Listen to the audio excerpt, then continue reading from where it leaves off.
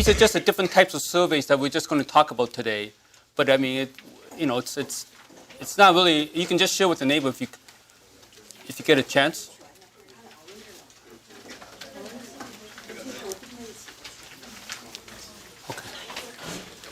Okay, let's start here. So, ready, Sam? Yeah, this is condo. Yeah, that's a condo plan. Yeah. Okay, So, here. yeah, that's just yeah. Okay, let's start, guys. Good morning, everyone. My name is Peter Chai. I am a real estate lawyer, and I've been practicing for over 20 years now. I do mostly, my practice is mostly 70% real estate and maybe about 30% wills and business law. I'm on the second floor of this building, Suite 215. If you guys ever have any questions, just feel free to give me a call. If I have the time, I will get back to you promptly. So today we're going to talk about surveys and condominium plans. Now, what most of you don't realize is that there's actually surveys for condos as well. And they're called condominium plans. How many of you just think surveys are only for houses only, freehold properties? Are most of you aware that surveys are also, there's also surveys for condos as well? They're called condo plans. All right, so we're just going to go start. And if you have any questions while I'm giving my talk, just feel free to raise your hand and maybe, ask. Okay, so today we're going to talk about what is a survey and what is a condo plan. All right, that's our topic. And you have to realize that surveys and condo plans are the second most important legal documents after the deed. All right, a lot of people think that title insurance can replace a survey, but that's really not the case. If you can, you should always try to get a survey for the property for freehold. And for condos, the condo plans are available in the registry office. They're available online. So the lawyer that's handling the purchase should always be getting the condo plans because they're available online. And he should always be reviewing the condo plans to make sure that the units that your clients are buying are exactly where they're located. So we're going to talk about the condo plans as well, but just make note that these documents are the second most important legal documents after the deed. Don't think that if you don't have a survey, you can just replace it with title insurance, because title insurance is not the same as a survey.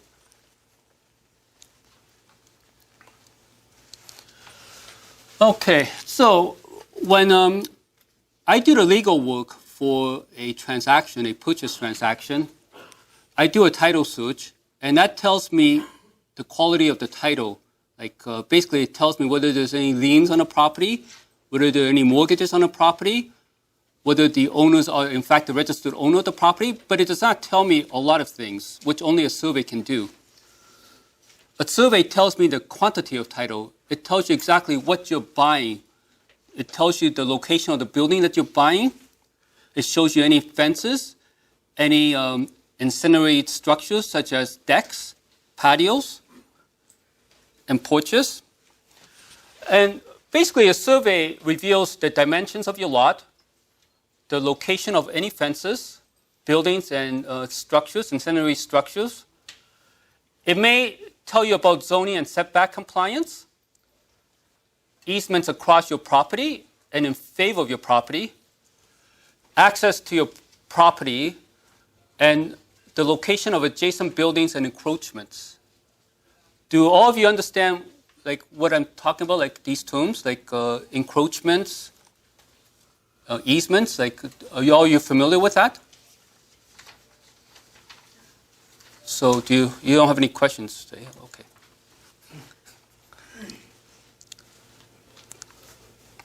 Now that's for a freehold, but for a condo, the condo will tell you exactly where the unit, like the condo unit that you're buying, exactly the location. And a lot of times it'll also tell you the location of your parking and your locker units. And those are very important because when I do a condo purchase and where there's a locker or a parking unit, I always get the condo plan to make sure that the parking spot and the locker unit are exactly the ones that your clients are buying. Because sometimes, due to some sloppiness, the actual locker unit or the actual park unit may not be, like legally, may not be the one that your client is thinking of buying because there's been some sloppiness in the conveyancing. Do you follow what I'm saying? So later on, I'll go through the condo plan and I'll show you exactly where you can tell the location of your parking and your locker unit. And that's very important because you obviously want your client to be getting ownership of the unit that they're buying, right? I mean,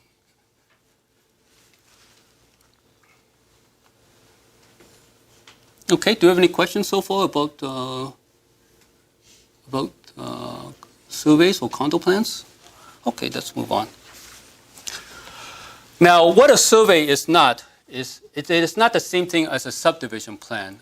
I have had agents come to me with a subdivision plan and say, oh, this is a survey. It is not the same thing. In fact, I have here some subdivision plans I can show you.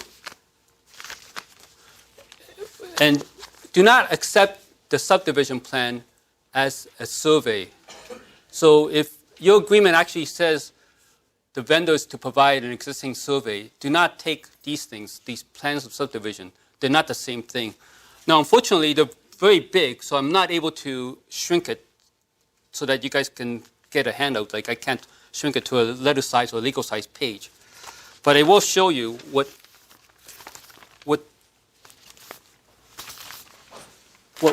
a plan of subdivision looks like. So I'll pass it around as well so you guys can all take a look. Okay, so as you see, this is a plan of subdivision. It shows all the different lots that's on the subdivision itself, but that's all it does. It just shows you the lot size, but it doesn't show you anything else about the lot that you're buying. So these are all available in the registry office, so you can always get these from the registry office or online.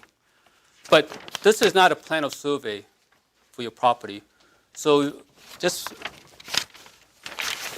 it shows you the different lots that are on your plan, that are on your subdivision, but it does not show you the features of the lots that you're buying, like what we talked about.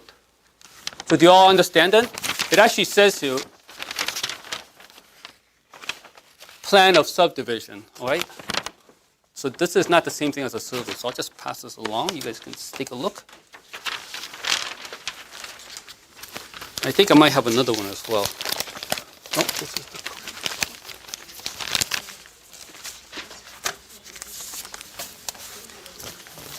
Does it cost a fee to get a copy online? very cheap though. It's only like $10 or $15. This is another plan of subdivision. Okay, this I can always get from the registry office online, or I can actually go to the registry office to get this. I actually went to the registry office to get this one, but they're available online as well. And you can see. Is there any payment to be made from the registry to get this kind of document? Well, in the old days, these weren't available online, so I had to go to the registry office to get them, and they're like $5 to get one. But now you can get them online. I think they're $15 online, but only somebody with TurvView access. So most likely only a lawyer can get this for you. Yeah. This one for the whole subdivision. Yeah, it's for the whole subdivision. So every neighbor they got the same one. Yeah, yeah. Like anybody can get a copy of this. Yeah, it's the same thing, but it's just a different subdivision. That one is for another location. This one's for another location. So I'll just pass this along.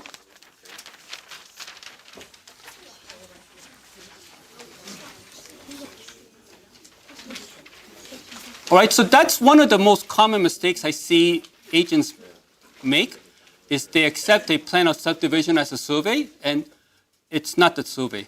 Okay, so if you guys ever come across this situation, just say, no, this is not the survey, like it's not acceptable.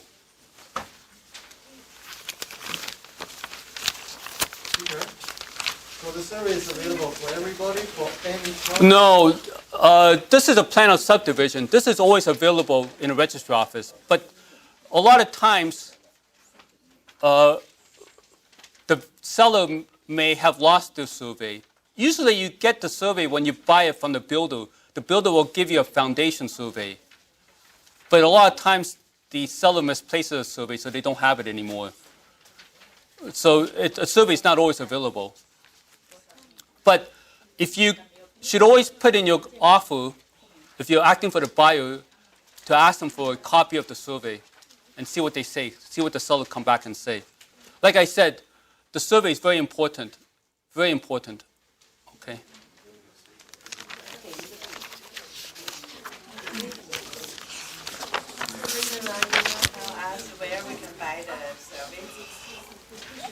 Well, yeah, surveys are not recorded. A lot of surveys are not recorded in the registry office. They're usually held by the owner of the property. So if the owner has lost the survey, then there are some other online services you can use to try to retrieve it. But it's not always 100% sure you can get a copy of the survey. Sometimes you can go to the city, and the city, I know the town of Richmond Hill still makes a copy of the survey for you, I think for $15. And I think the city of Markham will let you view the survey, but you can't make a copy of it. Let you take a look at it. But you just can't make a copy of it for copyright reasons.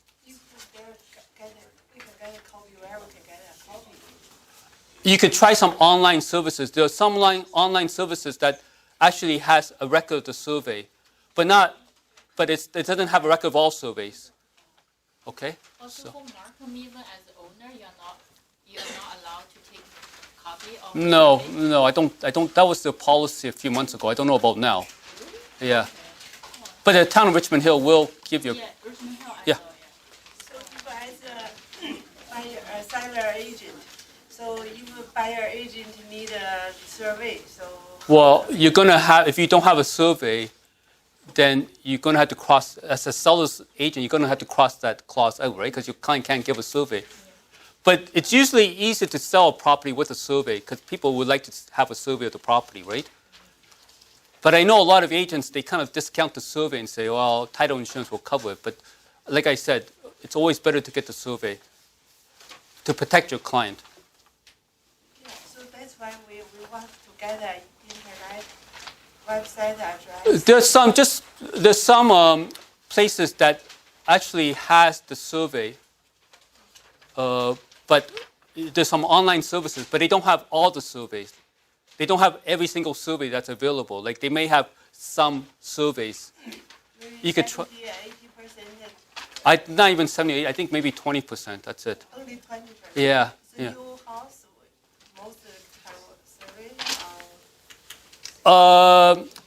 An old house, it's most likely, and like a house that's 50 years or older, the survey will be a foundation survey. And unless they have actually got, like they actually hire a surveyor to go and make a current survey, you're stuck with the old survey. You can, if you really wanted to, you can always tell your client, the buyer, you can always ask the buyer to go and hire a surveyor to go and get a brand new survey done as well. Oh. I mean, you're not. Expensive. It's about maybe $2,000. That's a lot. What's the point of having title insurance? Well, title insurance, we're going to get to that at the later part of the seminar. So let's just finish up this first, just to let you know what's a survey and what's not a survey. So all of you know that the plan of survey, of the plan of subdivision is not a survey. There's also another common mistake that I see agents make, and it's that they get a grading plan. I don't know if it's part of your. Yeah, they get a grading plan. I don't know if it's part of your handout. Maybe we didn't make it, but.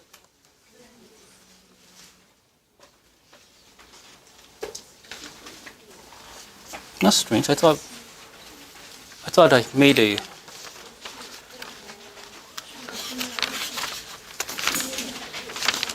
Okay, there's another mistake that the agents make is they often accept a grading plan as a survey, But the grading plan is not a survey as well. How many of you here know what a grading plan is? Can you show us what is the grading?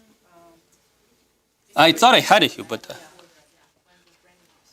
no, I thought I had it here, grading plan. Did I not? I thought I made a copy of it. Or did they not make a copy?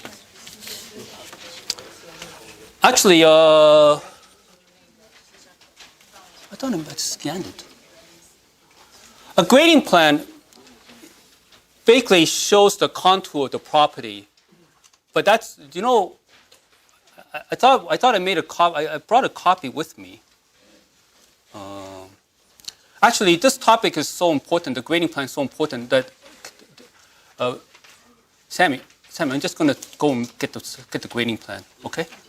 Just give me a few minutes. It's kind of important. I want to show you what a grading plan is. So let me just go back to my office and get it. I thought I had it with my package, but I don't. Eh? You want check here?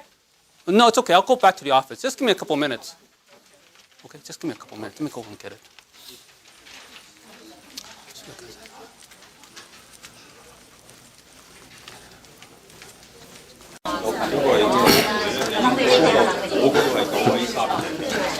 Okay, sorry, I apologize. I thought this was part of the package that you guys should be getting, but for now, I don't have time to make copies for everyone, so I'll just pass this along. But this is a grading plan.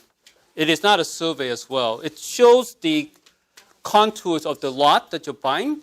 It is used so that they know exactly where to put the house. So that way, you know, like they know exactly, this is for flood control. But it is not a survey as well. A lot of, it's a grading plan. What happened is it shows the slope of the property. That way the town can know where to locate the house, yet still let the water run so that, you know, there's no floods. Okay, but, oh, you do have it, eh? Oh, okay. Yeah, it's the same one. Sorry. It was not in. Yeah. So this is also not a survey as well. Okay. So if the seller is giving this to you, tell them no, we're not going to take this. And if you're acting for the seller, and you have only this in your possession, your seller only has this in their possession, then make sure you don't mistaken this as a survey and say, okay, we'll give you a survey, because it will cause problems later on, right? So just understand, this is not a survey. So if you're acting for the seller, make sure you don't put in, don't let the clause, make sure you cross out the clause that says your client's going to give a copy of an existing survey, because this is not a survey. It's saying the site plan. How can we tell it's a grading plan? Well, site plan, grading plan is the same thing. Okay? Thank you. And if you're ever in doubt as to whether it's a survey or not, I mean, you can always contact your lawyer, because your lawyer should know whether it's a survey or not. All right? So if you're ever in doubt, just make sure you contact your lawyer about this. Okay, do we have any questions so far? Like, is everybody okay? Okay. Oops, which one am I in now? Oops, which one am I in now? Oh, is it this one or?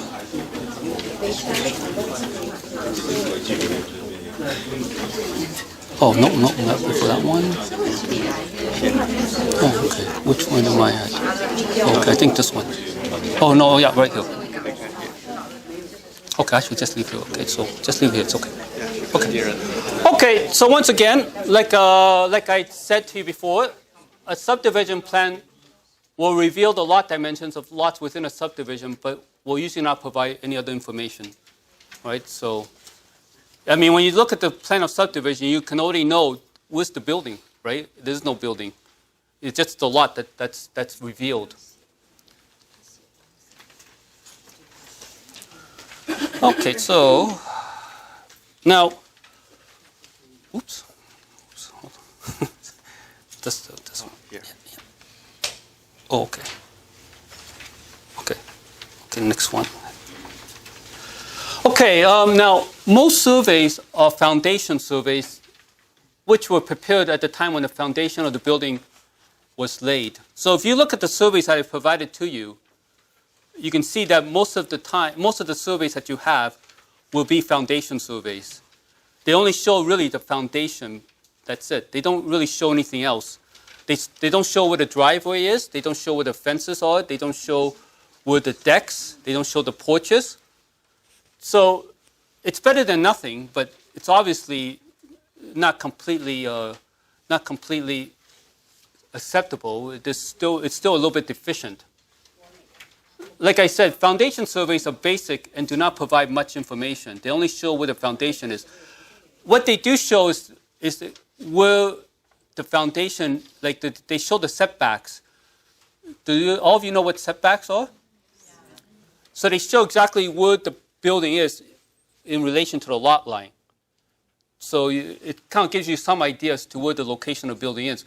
And as most of you should know, the setbacks, there are regulations that govern how much setbacks you have to have, right? You can't have a house that's too close to the lot line because the town doesn't like that. They don't want houses to be squished together. So your house has to have a minimum setback to the lot line. And this foundation survey, or at least will tell you that. If you look at your surveys, you can look at them, you can see that they often tell you what the setbacks are. And it is always the best to obtain an up-to-date survey which will show the current property conditions, such as fence location and driveway and decks. It's always best to get an up-to-date survey if you can. Yes? So how do buyers, they can verify if their surveys are most updated? Well, I mean, you get the survey and you look at the property and then you can tell whether it's up to date. And often the survey will have a date too. Yes. You look at the date. Maybe the survey around few years ago, some years ago, but the seller, they did some updates in the backyard or something, right? For the fence or something. That won't show, that won't show on that survey, right? Because the survey you have is a foundation survey. And then if the seller has, sometimes the seller may have put an addition to the property, right? In which case you should get a new survey, right? Is there if the contractor includes item the seller need to provide the most updated survey? I really see that in an offer. Okay. So usually lawyers, they don't check for this, right? Upon closing. Well, the lawyer should be advising the client to get an up-to-date survey, but it's up to the client whether they want to pay for an up-to-date survey. So if the client doesn't want to pay for an up-to-date survey, then the client's taking a bit of a risk. Because the lawyer cannot, Now the problem is how can we verify if this is most updated?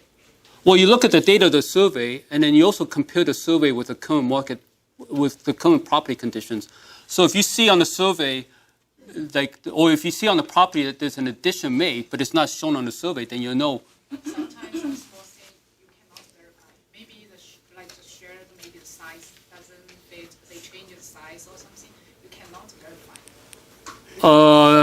Yeah, you cannot verify. So that's why it's always best to get a current survey done. That's the number one best option for you. So the point is to pay for that. Seller or buyer? That's a point of negotiation between you and the. Most of them will cross off the terms from the offer. That's right. I mean, it's a point of negotiation. You have to negotiate. Yeah, if you want, you have no choice. You cannot as a buyer. Well, if you take a look at the survey they gave you, like the existing survey, and you take a look at the property, and you see that not much has been done. Not much has been done. There's been no new additions, and it's only a small little deck they have out. You may, say to a client, it's okay. We'll take the survey. But if you see that there's a major addition that was done, let's say they built a fourth bedroom, on a lot, or let's say they expanded the house and added some features to it, it might be best for you to recommend to your client to get a new survey prepared. Yeah. Is there any survey for vacant land? Yeah, there is a survey for vacant land. It just won't show the building. Yeah.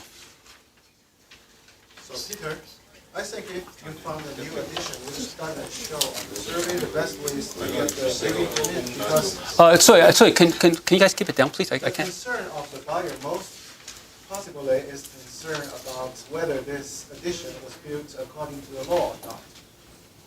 Well, It's legally I mean, unfortunately, a lot of buyers don't want to spend the money on the survey.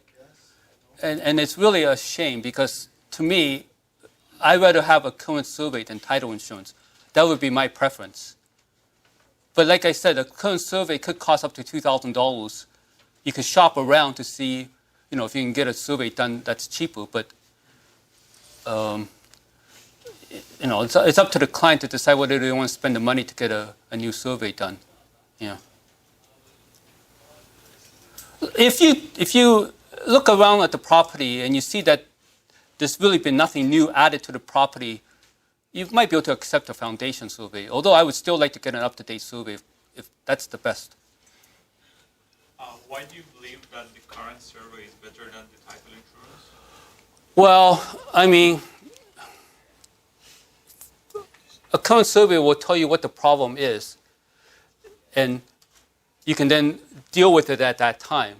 Whereas if you have title insurance, you have to make a claim with the title insurance company. You have to wait a long time for the problem to get resolved. Sometimes the title insurance company may deny your claim. And even if they decide to give you compensation, they may not compensate your client fully. By problem, you mean an easement? An easement or maybe an encroachment, right? Or maybe an illegal addition to the property. Sometimes the owner will put an addition on a property, but they would not have actually gotten the required building permits or have the permit closed, right? So you don't want your client to end up having those problems. Most resale homeowners don't have survey. Yeah, they don't. I mean, 99% of the time, it's just an existing survey. Now, for urban areas like in Markham, it may be okay to get away with that, although I wouldn't recommend it. But for cottages and for commercial properties, you must tell your client to get a new survey. We'll go through the cottage survey shortly, and I can tell you exactly all the problems that were revealed by that survey. It's in your handouts. We'll go through that in a sec. Question. Do you think most subdivision lot in maybe 20 years, like in between new house, they have survey, right? A foundation survey. Foundation survey. Uh-huh. A new home. Right? That's right. Yeah, the old house, maybe they don't have anywhere we can buy it. We have to hire the survey. That's right. Survey person to do it, right? That's right.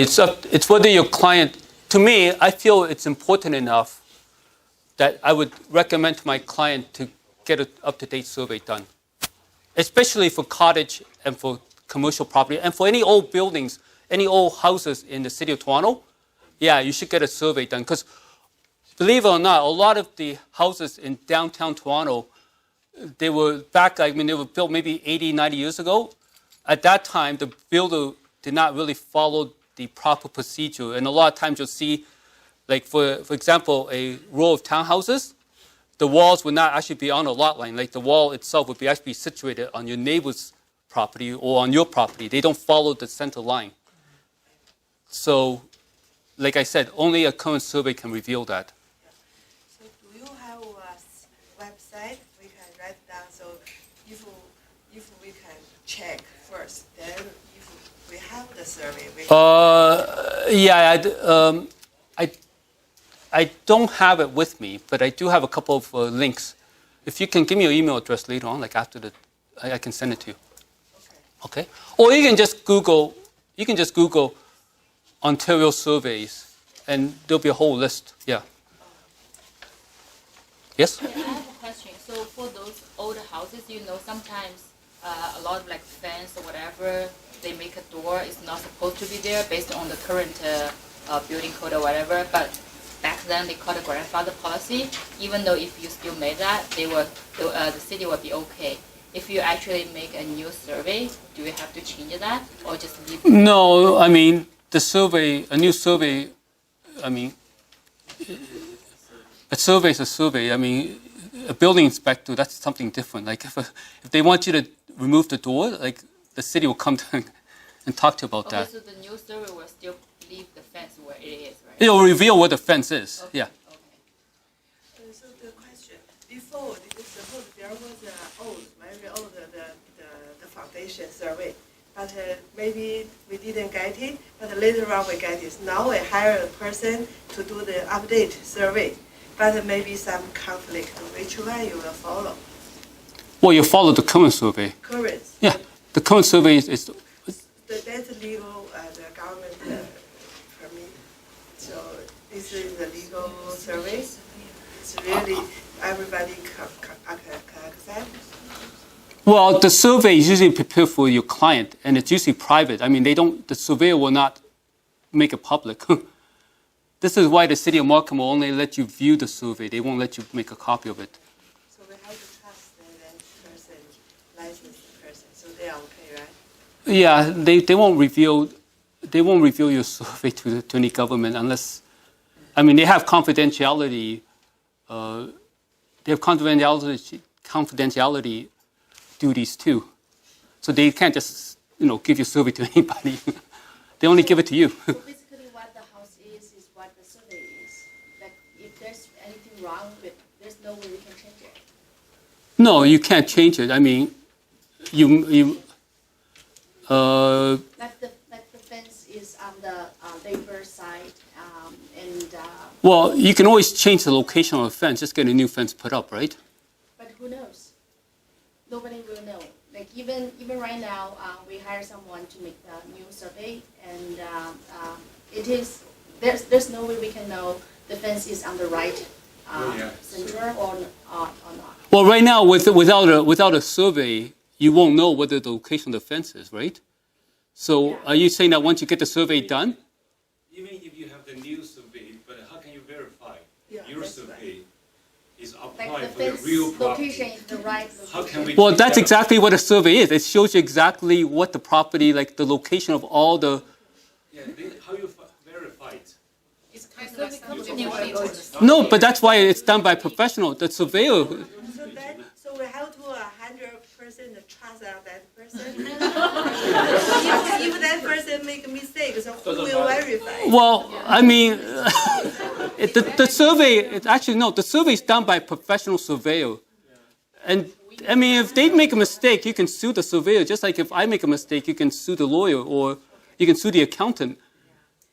Yeah, we just want to know, I think the main point is where can they verify the number? No, they'll actually go out to the site and they'll actually do the measurement. They actually have instruments that will. That's the point, because they saw the current house, where the location is, where the fence is, and they put it in the paper. But how can they verify that's the right location for that fence? Oh, they know. You actually have to spend like 4 years to be a surveyor in university. It's not like just somebody going through a drawing. I mean, these are professionals you're talking about.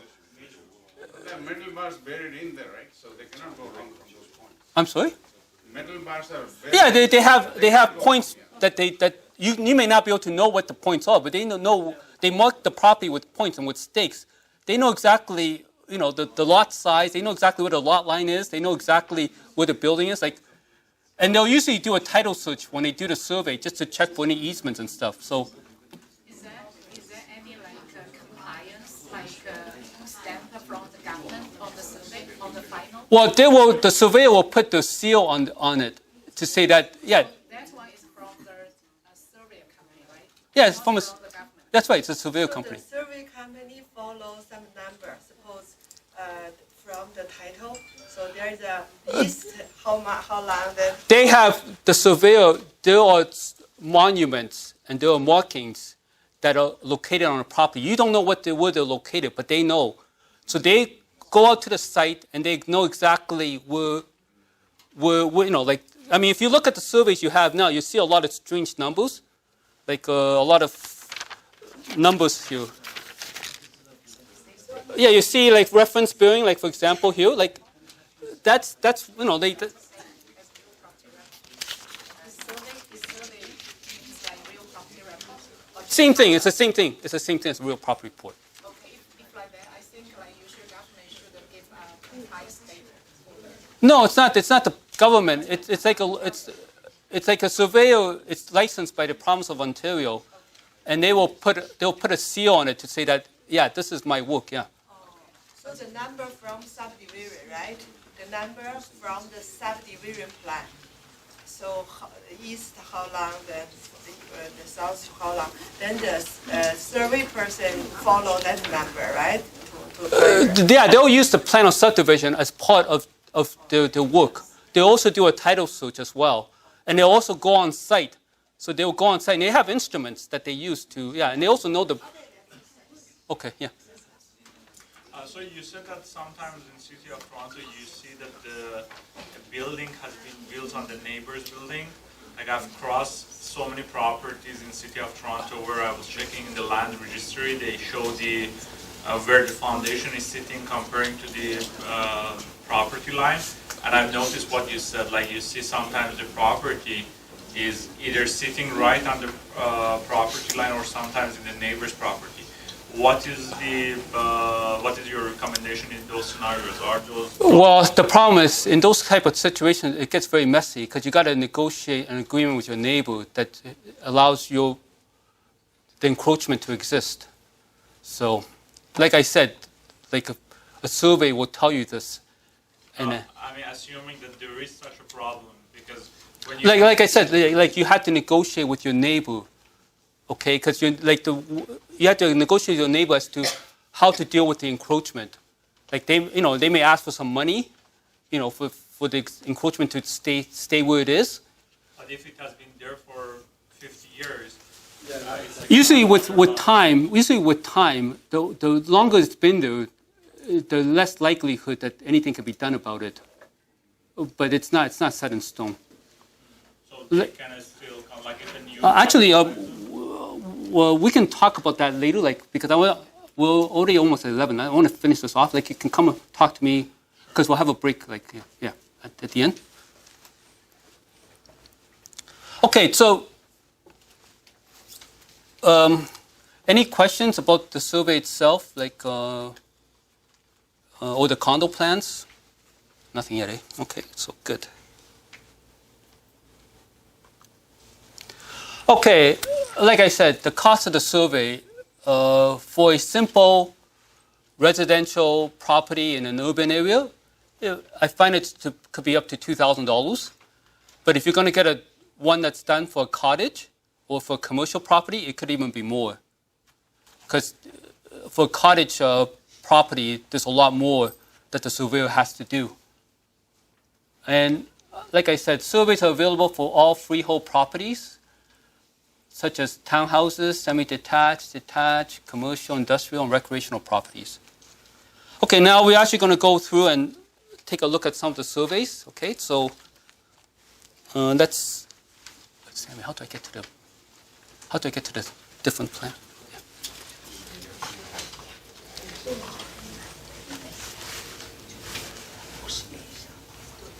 Which one you want, the condo? Let's start with the cottage one, because that's the one that's one of the most right? problem. Yep. Okay, actually, yeah, I can do this. Okay. Okay, we're going to start with the cottage one. If you guys can just get to the, oops. Okay. You guys can just get to the cottage survey.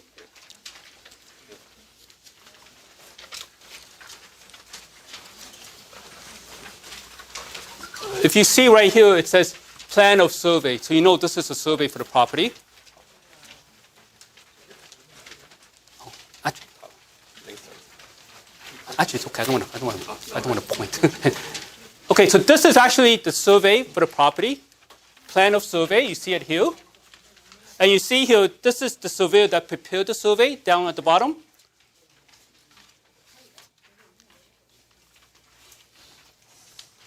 Okay, and it will usually tell you the date that it was prepared as well. I actually should tell you what the date. It's up there.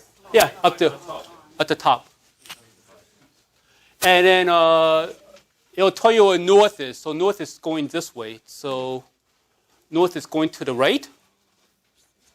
Okay, so we know this is a survey. Now, I want to tell you why this cottage survey, why the cottage, next one, this one. Why the cottage survey is so useful.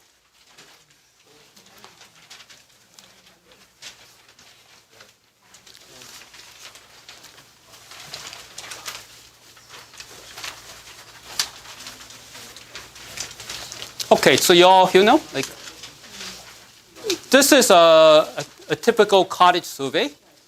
And you can see so many problems that are shown by the survey. And it would have saved, if you got the survey before you actually signed the agreement, it would have saved your client a lot of headaches. Because you can see the house that's right here is sitting on a shoreline road allowance. Do you all know what a shoreline road allowance is? You see it's sitting, it's not even sitting on your client's property, it's sitting on the shoreline road allowance.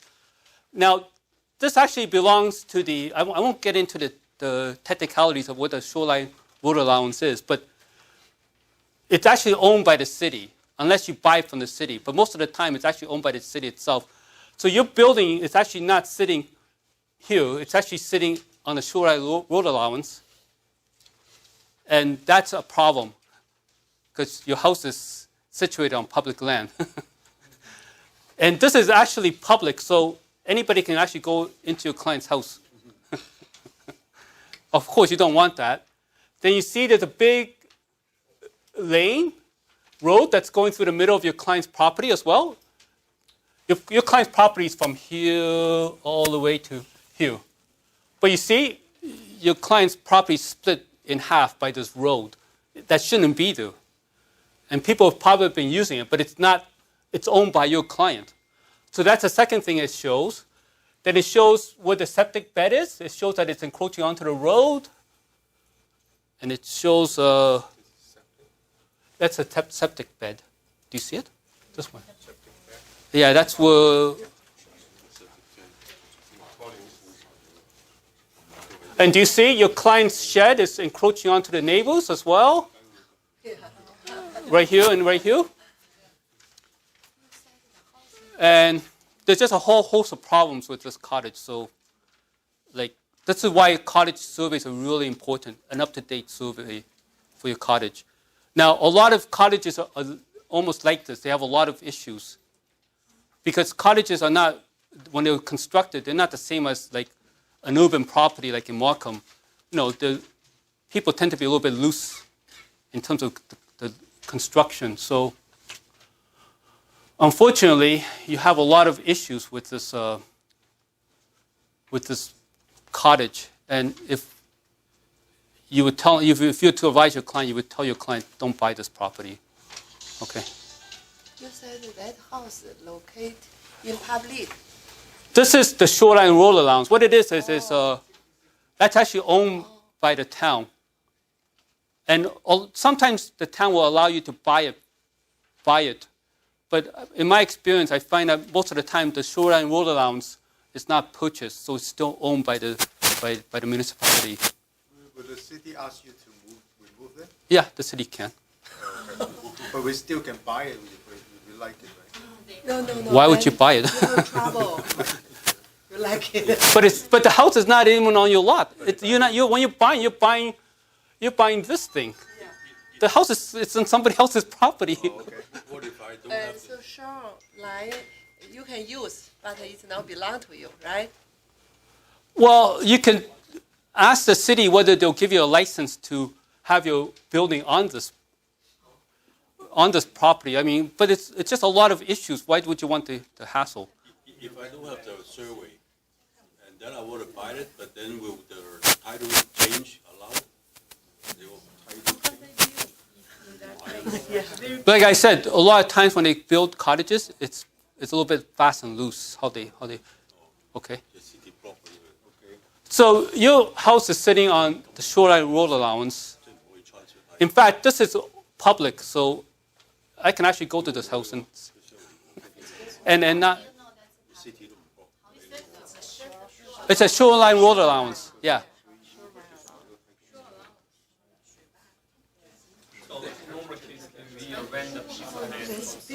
I'm sorry. Sorry. Can you keep it down, please? I can't.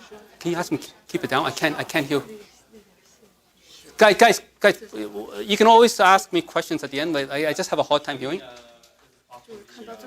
Oh, shh, guys.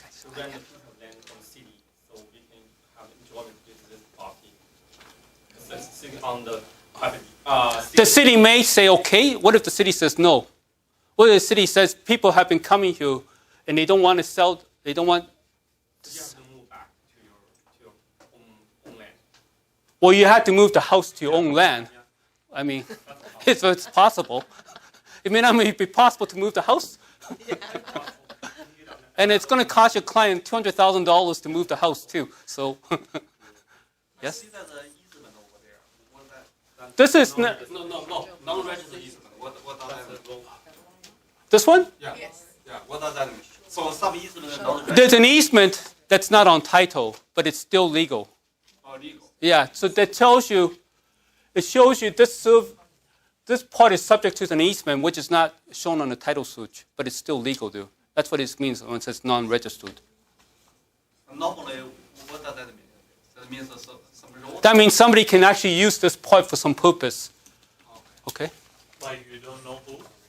No, because you know it's not registered. You have to dig further in to find out what's the easement for. And then you have a road that's kind of like people are using a road through the middle of your property. Another road. This one? This one's a lane. It's a road. Yeah, it's another easement or. No, it's not an easement. It's just an encroachment. Can the owner register the house to the title? Well, the owner can try to buy the shoreline road allowance from the city. They can, but you don't know if that's possible. They cannot register the property. Your client is buying this. That's the lot they're buying. This is, it's like you going to your neighbor's house and saying, because your neighbor's house is on your neighbor's property, which is registered to him. It would be the same thing. Like you go to you and say, I own this neighbor's. So actually, the house is not on the title, right? The house is not on the lot. On the lot. That's right. So your lot, you're owning this, but you don't own this, and the house is here. That means only the original builder can own it. No, it means the city owns it. But then he's living there. This is illegal, right? Illegal. Yeah, it is. So, Okay. yeah. As a lawyer, if you meet this problem, so then. I would just tell the client. client you have to cancel the transaction. You have to cancel it. But then the thing is, though, the seller may argue, like there'll be some arguments back and forth. And it would be better if you just got the survey when you bought the property to begin with, right? Well, yes? So in this scenario, if a buyer buys this property without dealing with the current survey, will this scenario be catched by a lawyer at title search stage? No, because the title search doesn't reveal this. The title search only tells you what easements are on title, what mortgages are on title, what liens are on title. It doesn't tell you this. Only a survey will show you this. So without current survey, even lawyer won't do anything. There's no Well, there may be title insurance, but like I said, title insurance, it's a last resort. You may be able to make a claim with title insurance, but a lot of title insurance, like all insurance companies, they don't want to pay out if they don't have to, right? So the client might be caught in this situation, that case, without current survey. I'm sorry, I don't. I said, if that's the case, without dealing with the current survey, someone buying this property, they might be caught in this deal, because there's no way for them to back out. I mean, It wouldn't show this information. no, it wouldn't show this information. No, unless you get a current survey. But that's your own risk. If you have a survey. Then the buyer assumes all the risk.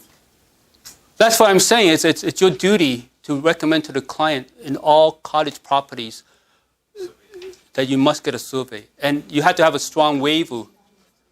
You need to sign a strong waiver. Or the other thing you could do is you could put the survey clause in the offer and have them cross it out, so you know there's some sort of a paper record that they actually consider the issue, right? I see. Otherwise, the agent can be sued by the buyer. Yeah. I would sue the agent. Well, the buyer would sue the agent, probably sue the lawyer too. So. Yeah, I would sue everybody. So the encroachment that you showed, those sheds there, how do you handle that? Can they ask you to remove it? They can. Well, like I said, why would you want your building to be on somebody else's property? Any part of it. It's like saying, I own the neighbor's property. I own the neighbor's house. The neighbor's house is on the neighbor's property. How can you own it? Same thing here. The house is on public land. How can you say you own it? You don't own it. Yes? So, let's say we put in an offer for a client, we put in the survey clause, we get the survey, but let's say A current survey or an existing survey? existing survey, let's say if it's An existing survey won't show this. Yeah, it's been my experience. Only a current survey will show this. Yeah.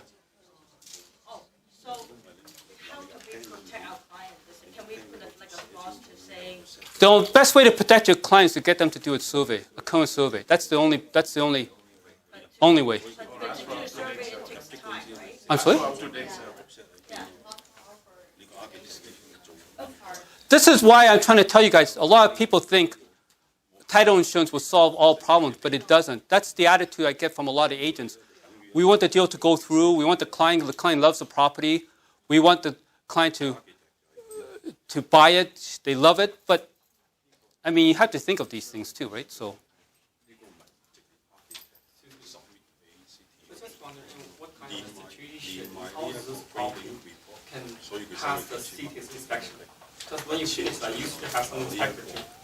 It may have been done a long, long time ago. Like this building may have been done 50 or more. Back then, the compliance was not as strict as it is How now. do you think that the grandfather's law became a piece of public land by the private? Well, the only way they can solve this problem is they had to buy this land from the city. And even then, there may be setback problems too. Because don't forget, the house should actually ideally be situated here, right, in the center. If you have a house that's situated so far back, it may not meet all the zoning requirements as well. So you also have that issue to deal with. The city may say, well, let you buy the land, but now you have compliance or setback compliance issues as well. How long does it take to do a survey? It depends how busy the surveyor is. I mean, maybe a week or so. I mean, if the location is far away, let's say the cottage is far away, you may want to hire a surveyor that's in that area, right? So they can, so they don't have to drive 2 hours to go up there, right? So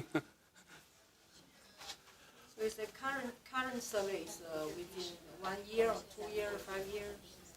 A current survey should be within a few days of your. A few days. Yeah. Okay. So, like I said, for cottage properties, the survey is very, very important. Very, very important. Okay.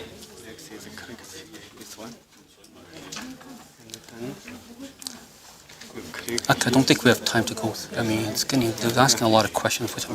Let's go with the condo plan, because this one. No, this one.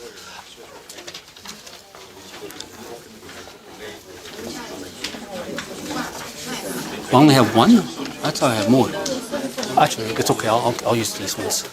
Okay, now we're gonna talk about.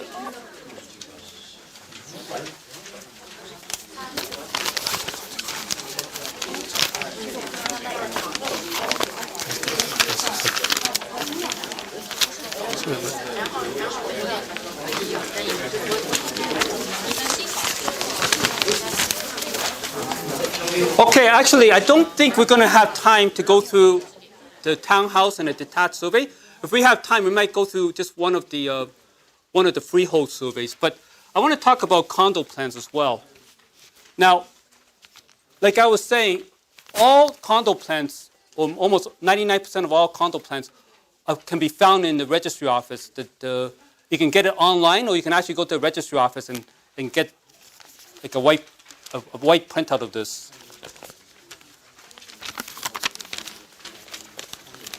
Now, unfortunately, this was so big, I can't really shrink it and give you guys a copy of it, but maybe I can get somebody to hold the other.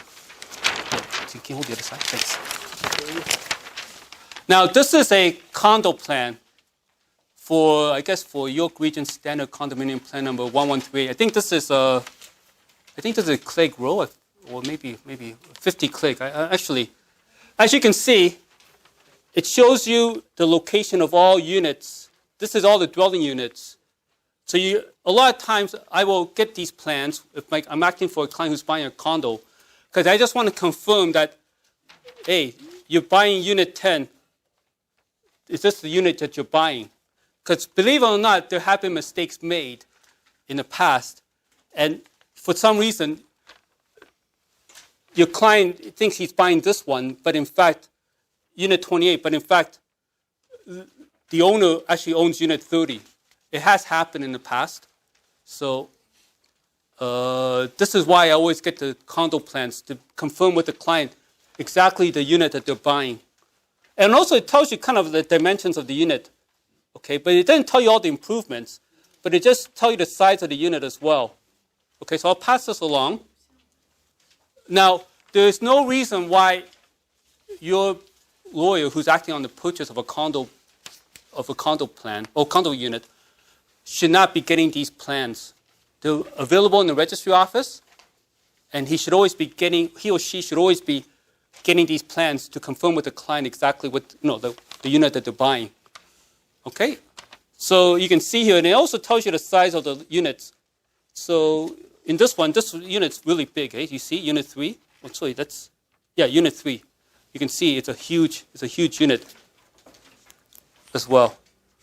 And then this is for level 8. This is for level 8 as well. So as you move up the different levels, the plan will change a little bit. Because I know when you move up to higher floors, the unit gets bigger, right? So anyway, I'll just pass this along. Oh, actually, this.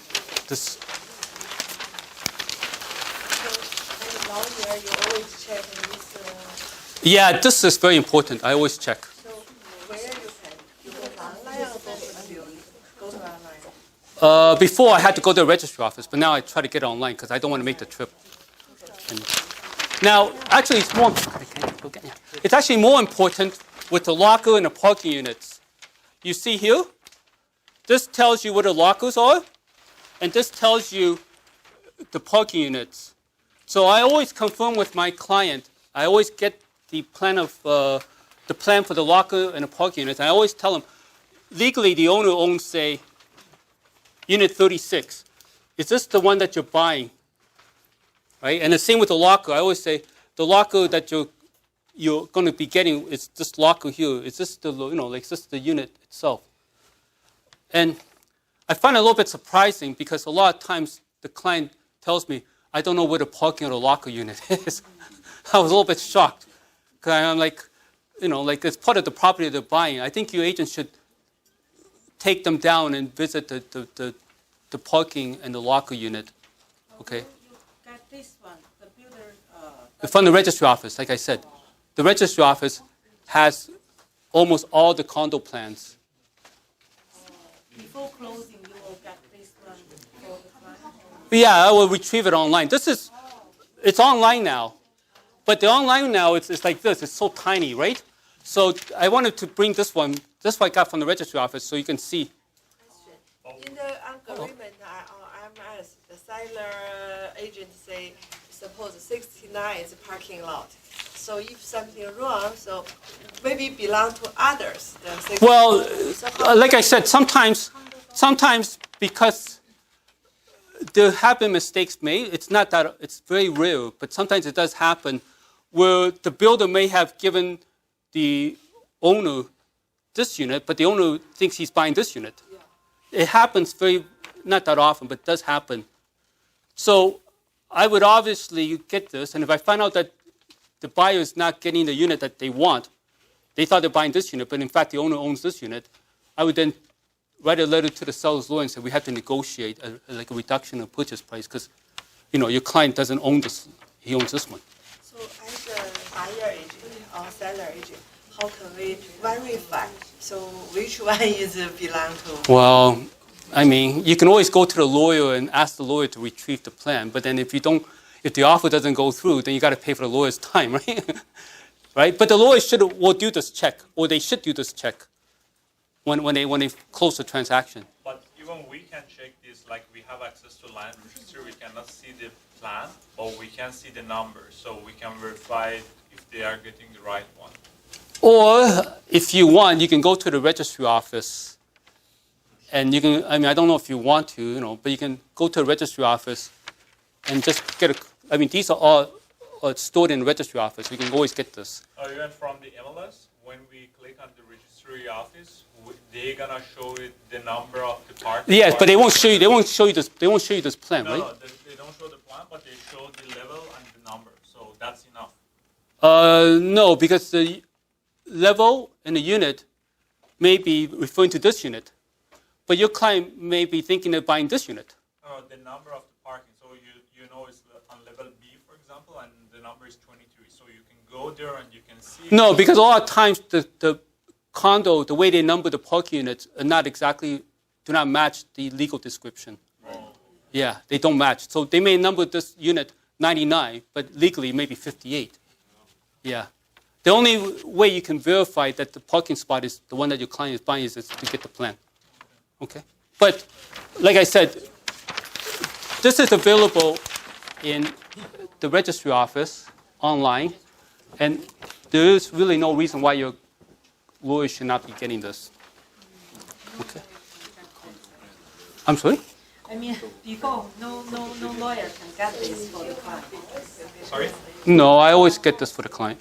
Because, like I said, if I screw up, the client's going to sue me, right? So this is just to verify. And you will keep this, or you will give to the client? No, I'll keep this. Well, normally what I'll do is I'll make a copy of the unit so they know. Yeah.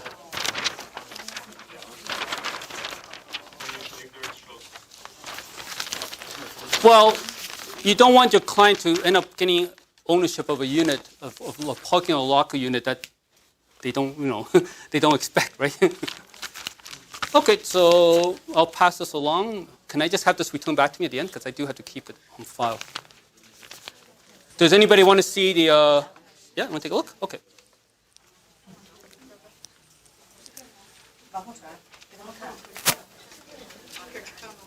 Now, on your handout, you do have a smaller version. You see what all the units are, right? That's the problem with getting it online. It's they make it this tiny, and you see how big the plans are. They make it this tiny, and usually I like to look at the dimensions too of the unit, but it's very hard to see the dimensions because it's so tiny. Because this is how small they've made it. So these ones are obviously better, the big printouts. So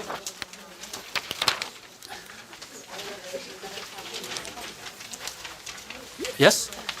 How people know if this one belongs to which unit? This is unit 39. Okay. So When your lawyer does a title search, he will see what the owner owns, the seller owns. Then he'll get this and then he'll say, this is what the seller owns, unit 39. And then he'll talk to the client and say, is this one you're buying? And yeah. So like in the offer, they said unit 39 belongs to that unit, right? Like 5003. So is this unit? How do you know is this unit belongs to 50? You do the title search. The title search? Yeah, the title search will tell you who owns this unit. Oh, okay. Then you check it with the client. You say, right, this is the location of your parking spot. Is this what the one you're buying? And the client hopefully says, yeah, I'm buying this one. No, because you can see that, you see unit 81, it's larger than, right? Obviously, this one is better than this one. You want, yes, right? So. Okay, let's just finish up because I know it's been kind of long.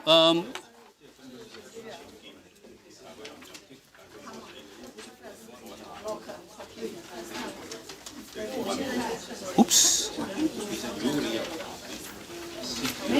Okay.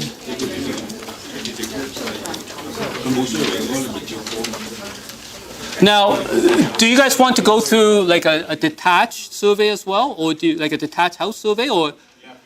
I mean, we're kind of we're kind of a little bit. I mean, do you have time, or do you guys want to go?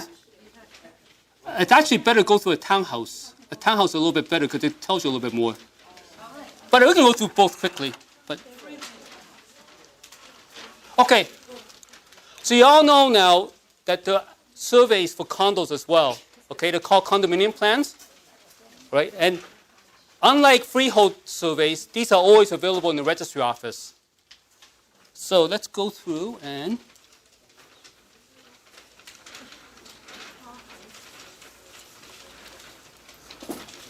okay. Now we'll go through and we'll go through one for freehold as well. Now once again, it says here surveyor's real property report. That's the same thing as a survey. All right, so now you'll have the surveyor's signature. And if this was an original survey, there'll be a seal on it as well. So the seal will be here, and you can actually feel it. You can just run your hand through it, and it'll be a seal. That means that it's an original survey. And it'll tell you the date that the survey was done, and it'll give you a bunch of notes as well. And so you know you're getting a survey here. Now this is a foundation survey. Means that it doesn't show you the location of the fences, the porch. It only shows you the foundation itself. Okay? So you can see the black is where your lot is, and that's the dwelling under construction. And this one itself is it may be a linked house. This is the other thing too. It'll tell you whether the house is linked, because you can see that they're showing a common wall here. So you know there's a bit of a link on the house. You may not, I mean, above ground you may not be able to see the link, but you know on the foundation that there's a link as well. And it says building under construction, DUC, dwelling under construction. It tells you the setbacks as well, like all the setback numbers, like how far the building is away from the lot line. Okay. So this will tell you some stuff about the property, but it won't tell you everything. But for all new house deals, the builder will usually provide the survey. Now, make sure when you are acting for the buyer when they're buying a new home, that they actually get the survey. Because I find a lot of times, I don't know, but clients are under the impression they don't need the survey because they have title insurance. And sometimes even lawyers think the same thing too. They couldn't be bothered to chase after the builder's lawyer to get a survey. I always make sure that the client gets a survey with the surveyor's seal. Okay, always. Are all these dwellings linked properties? Yeah, it is. Just one, right? There's one link. No. It's semi-detached. It's just semi. It's attached here. Now I don't know whether it's a linked or whether it's a semi, because I don't know above ground, because this is only for the foundation, but the foundation is linked. So that's the only two properties that are linked. The others are detached, is it?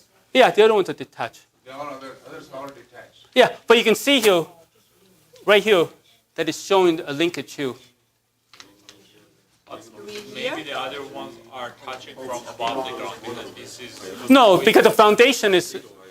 With the link, sometimes the the foundation is not touching, but on the above the ground, let's say the roofs are touching. Yeah, it's possible. It's possible. How do we find out? This is only a foundation survey. It only shows you below ground, doesn't show you what's above ground. So, You mean here? I didn't see. You mean here? yeah, that's the touching. That means there's a common wall here. Means two sides, There's a wall here. To the foundation, there's a wall here. I don't know whether that extends above ground because it doesn't tell you. But for the foundation, for sure, it's touching here. But those things can be easily found from land registry. You can No, you cannot. Only a survey will tell you. Whether it's link or not. Yeah, only a survey will tell you. No, when you look at the land registry, it tells you the type of property. No, it doesn't tell you the type of property. It doesn't say link? No, no. It does. On the, you mean the land registry office or title search? So when we go to our own MLS system, Oh, it may tell you that, but the land registry, like title search, won't tell you whether it's a link house or not. Only a survey will. talk about ours, like MLS, will still whether it's Well, that's only not correct sometimes.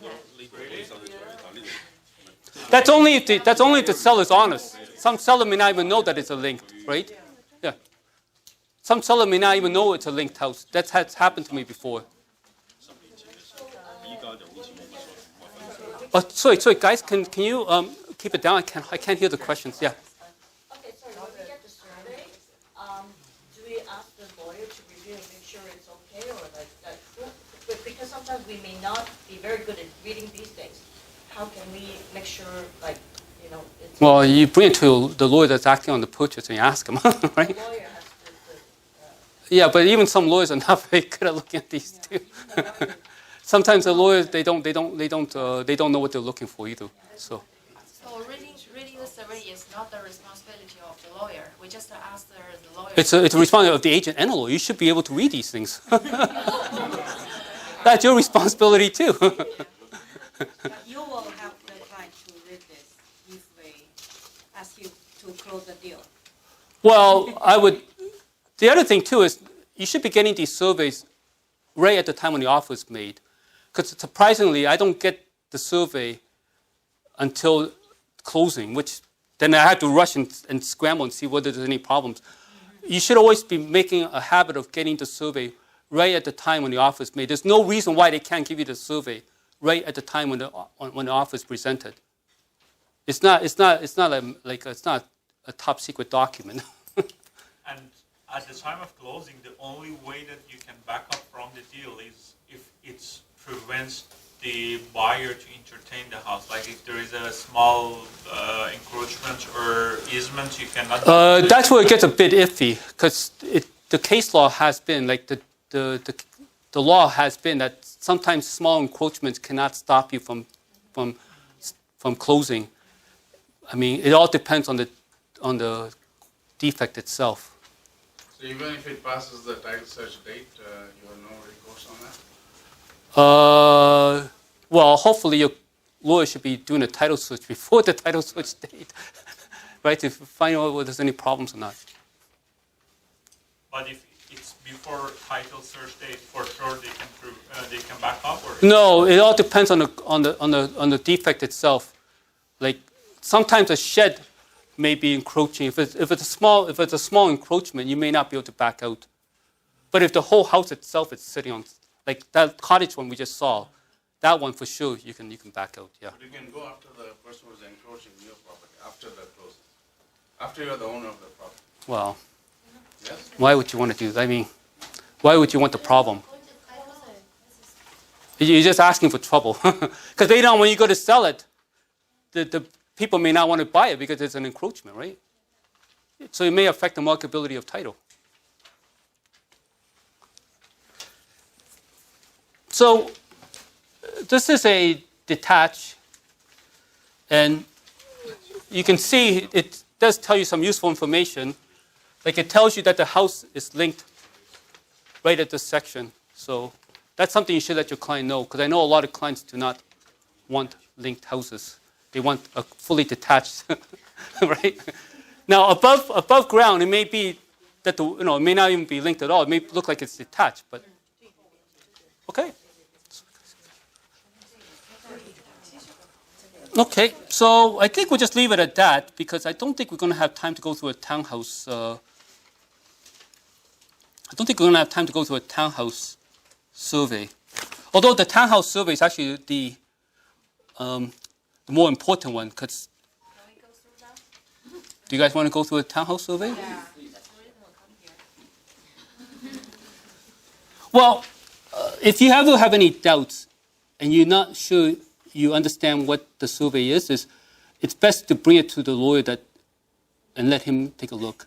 Because at least that way, you've done your due diligence. You brought it to a lawyer who should be able to read the survey. But sometimes lawyers can't read the survey either. So. I think some lawyers don't even ask it to bring them to the survey. Well, I have a few transactions. I don't have the surveys. And nobody mentioned to me, say, you need a survey. Really, it's happened to me. It's not only one. Well, don't forget, if there's any problems after closing and your client cannot sell or there's an issue, you're going to be brought into a lawsuit for sure. Yeah. So it's... I mean, because we didn't know. It's all depends on the lawyers. We expect the lawyer say, hey, you need to bring the survey, or you ask for surveys. Well. But at the very beginning, if the lawyers don't mention it, didn't mention them, so we didn't know anything about it. Okay, that's I don't know what to say.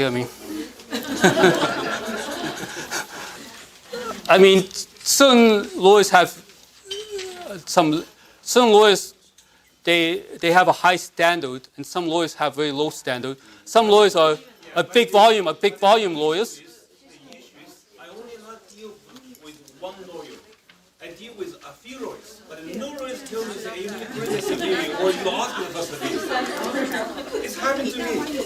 My house has no surveys. Your house has no survey? No surveys. Even today, I say your lecture, I know what it is. Okay. Okay, anyway, as agents, you should always try to have the highest standard possible. And the highest standard possible is to...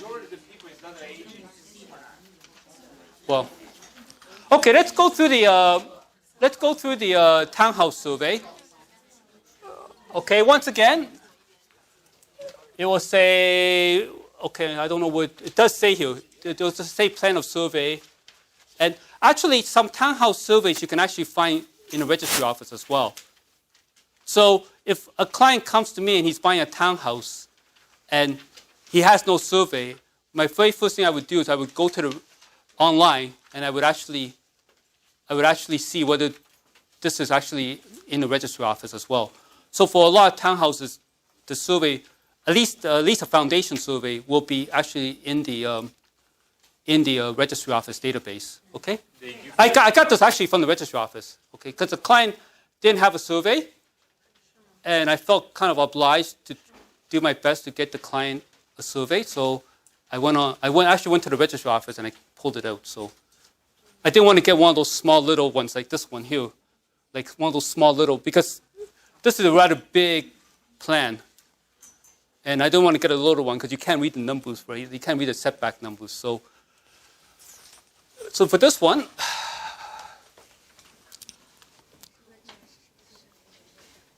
yeah, see? It says Plan of Survey. So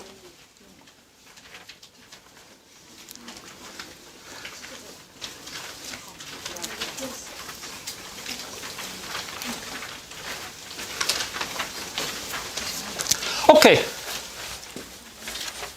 So for here, normally townhouses are in a block. So they'll be attached to each other, right? So right here, this is, I didn't have space to actually put the whole block in, but this is a row of townhouses right here. One thing I look for is I look for where the center wall of the townhouse is. It should be right on the lot line. This is your lot right here. Boop, boop, boop, boop, boop, right here. And it should say right here, center line. That means that the wall is actually located right on the lot line, which is good. You don't want the wall to be located here. You don't want the wall to be located here, right? So So that tells you the center line of the wall. And then it'll also tell you where the maintenance easements. You know what maintenance easements are for townhouses? They basically allow, because the townhouse is so squished together, sometimes you need access to your neighbor's property in order to do some maintenance. So it'll tell you that this little spot right here, that's an easement to allow this guy to go onto this part of your property in order to do some maintenance with his porch. Okay, so that's why it's kind of useful to get a townhouse survey as well. Because a lot of these townhouses, a lot of them have these maintenance easements, especially the ones that are kind of squished together, right? So it basically allows this guy, your neighbor, to go onto your land to do some maintenance, and vice versa. So this guy also has part of his property subject to maintenance easement as well. How can you understand that's a maintenance easement? Well, just from experience, I know. From experience, I know when they have this, I know there's likely to be maintenance easement. Otherwise, they won't have this section, this little part here, cornered off. Okay. The most important thing is to look at the center line of the wall, so you know exactly the center line where the wall is on the building. And the other thing too is, just like condos, there has been some screw up with townhouses as well. Sometimes when the builder conveys the property to the first owner, they mistakenly give this owner this property when they meant to give the owner this property, and it has happened as well. So I always get the survey just to make sure I know exactly what the client is buying. All right? I want to make sure the client's buying this one, and I'll do a title search, and then I want to make sure that the owner actually owns this one and not this one. And okay, so that's the townhouse survey. Okay. It didn't show the foundation, just the land. It shows the foundation. This is At the back. You mean here? Yeah, at the backyard should be. This is the backyard right here. This is the front. So the building, the foundation should be there's a. This is the foundation right here. It's like I said, almost all surveys you get for freehold will be foundation surveys. Right here. This is the. And also show you the lot size too. And you can see that this is an N unit, right? This is an N unit right here. Okay? Okay, so we're just going to rush along very quick, finish up. Okay, I think I only have like 5 minutes left, so. Okay, so just to recap, the condo plans, they can be found in the registry office or electronically through the TurvView software for a small fee. It reveals the location and size of the dwelling unit, parking unit, and locker units. It can confirm that the parking and locker units are the exact ones that the purchaser is purchasing. Okay, a lot of times, like I said, the buyer doesn't even know where the parking and the locker units are. So make sure you do your job and make sure you go and look and point out to the buyer the parking and the locker unit. Okay? And there's really no reason why the buyer's lawyer won't retrieve the condo plans. They should always be getting the condo plans to confirm location and size of the dwelling, parking, and locker units as part of the title search. You said the survey is in the register office. Only for townhouses, for some townhouses, and for condo plans. It's not for single. No, most likely not. Okay, so let's go on to number 1. Okay, let's avoid some errors. And I often see in the agreement that there's a clause saying that the vendor will provide an existing survey showing the location of all fences, structures, improvements, when the vendor only has a foundation survey. Okay, it's very, very important because you don't want to be acting for the vendor and then have the buyer complain that they're just getting a foundation survey. The ones I gave to you today are all foundation surveys. If you don't cross out, you should be crossing all this out. Otherwise, you could be on the hook to be getting a new survey for the seller, right? Because like I said, almost all surveys are foundation surveys only. So make sure if you're acting for the seller and you get a clause in the offer, make sure you cross this out. Don't be in a rush to close the deal, because like I said, you could be on the hook or you could be responsible for getting a survey for the seller, because that's clearly not, that's clearly an error that's made. The other thing too is a lot of times you'll get an illegible survey, one that's been photocopied and passed down so many times you can't even read the setback numbers. You can't get any information. This is particularly true with older surveys. Okay, an illegible survey is really no survey at all. All right, the ones I gave to you are all clear, because I wanted you guys to see a clear survey. But I have gotten a lot of times I've gotten illegible surveys, yeah, and a lot of times when this happens, the buyer's lawyer will ask the seller to compensate by paying for the cost of the title insurance. And then a lot of times, like the agent may have to be responsible because you did not give them a clear survey. So just treat an illegible survey as no survey at all. Okay? And the other thing too is that you need to get the survey right at the time of the offer. Do not sit there and say, wait for 3 days afterwards. There's no reason why the seller should not have the survey right then and there. Okay? All right, so make sure you get it right at the time of the offer. And like I said again, for commercial, industrial, and recreational freehold properties, a survey will often reveal some problems, just because based on my experience, these types of properties always have problems. And I want to get them resolved, at the time of closing. I don't want the client to come back 5 years from now and say, my driveway is located on the neighbor's property, or my house isn't located on the lot. Right? I want to get those issues resolved either by canceling the deal, or asking the seller to fix it, or asking the seller to reduce the price, something, so that the buyer knows that I did my job and you guys did your job and had those issues resolved. Okay? So I think that might be the end.